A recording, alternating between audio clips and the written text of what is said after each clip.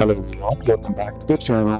Hope you are doing well and fine, and in today's video I'll be showing you YouTrip how to withdraw cash. So without wasting any time, let's just jump right on the video and make sure to watch this video till the end and follow the steps as well. So in order to withdraw cash from your YouTrip, what you need to do first is simply understand you must have a pay now link, mobile number, and FIN in the YouTrip app. This is required for transfers to your bank account, and you can only withdraw from your transferable balance in SGD currency. Other currencies must be first exchanged to SGD. You are usually allowed up to 10 free withdrawals per calendar month. In order to withdraw, what you need to do is simply head over and open up your YouTrip application, and then simply log into your account and make sure it's updated to the latest version. Then once logged into your account, on the app home screen you'll find an option that says transfer right here. Simply tap on that, and now on tapping it you'll find an option to choose withdraw to own account. Simply select that, and now enter the amount you want to withdraw.